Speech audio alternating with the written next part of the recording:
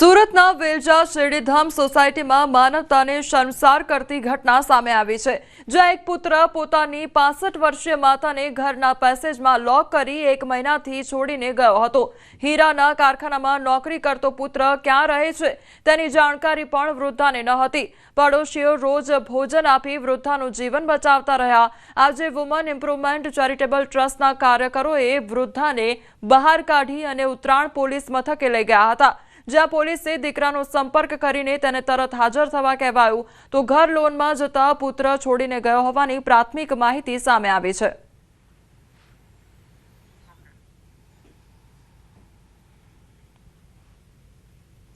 વેલંજા ઉમરા શેરડીધામ સોસાયટીમાં ત્યાં એક બાને એનો છોકરો પૂરીને જતા રહ્યા છે। બહુ ખરાબ હાલતમાં બા છે અને એને આજુબાજુવાળા જ્યારે જમવાનું આપે ત્યારે જમવાનું મળે છે, બાકી બા બહાર નીકળી શકે એવી હાલતમાં નથી। બહુ બાની હાલત ખરાબ છે, એકદમ બે બાજુથી પૂરી રાખેલા છે। અમને માહિતી મળી એટલે અમે એની સહાય માટે આવ્યા છીએ।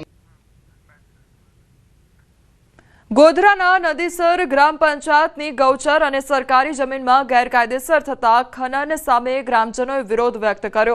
ખનીજ માફિયાઓને જાણે કોઈની બીક ન હોય તેમ દિવસે અને રાત્રિ દરમિયાન બેફામ રીતે ખનન કરી રહ્યા છે। ગ્રામ પંચાયતના સત્તાધીશોએ કલેક્ટર સહિતને લેખિત રજૂઆત બાદ પણ કાર્યવાહી ન થતા લોકોમાં રોષ જોવા મળ્યો છે।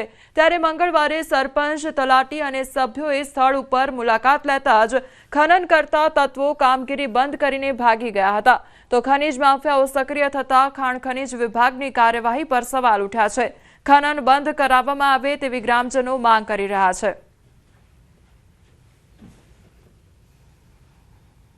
કામગીરી ચાલુ થયા પછી અમે કાલે બી પંચાયતના તલાટી, પ્રમંત્રી, સરપંચશ્રી, સભ્યશ્રી, ગામ વડીલો જઈને અમે ત્યાં હાજર જોયું એટલે મશીનરી ચાલુ હતી એટલે અમને જોઈને એ લોકો બંધ કરીને ભાગી ગયા।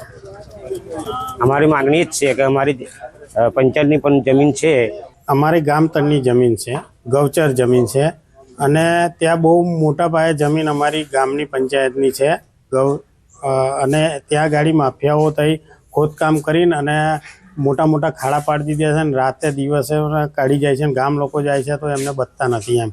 અમે કલેક્ટરમાં બી રજૂઆત કરી છે, અમે તાલુકામાં બી રજૂઆત કરી છે, પણ એ કંઈ સાંભળતા જ નથી એમ। ગોચર જમીનમાં અજાણ્યા ઇસમો દ્વારા મોટા પાયે ખોદકામ તથા ખનન થાય છે, જેના અનુસંધાને તલાટી, ગામના સભ્યો, સરપંચશ્રી, ડેપ્યુટી સરપંચશ્રી તથા સભ્યશ્રીઓ ત્યાં સ્થળ પર જઈ તપાસણી કરી હતી અને જોતા માલુમ પડ્યું કે મોટા પાયે ખનન થયેલું છે અને ખનનને રોકવા માટે અમે ખાણ ખનીજ વિભાગને પણ ટેલિફોનિક માધ્યમથી જાણકારી આપી હતી અને જે ખનન થતું હતું એ ખનનને અટકાવ્યું છે।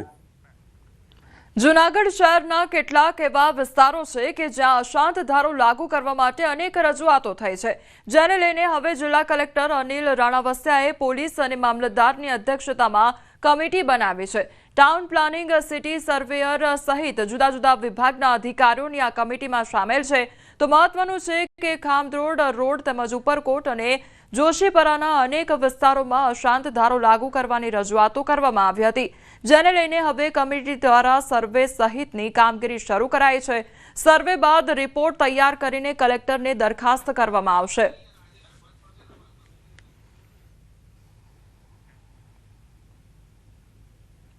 તમામ વિસ્તારો છે એનો સર્વે કરી અને પોલીસ વિભાગ અને મામલતદારશ્રી એમની અધ્યક્ષતામાં એક કમિટી બનેલી છે। આ કમિટી દ્વારા હાલ રિપોર્ટ બનાવવાની કામગીરી ચાલુ છે।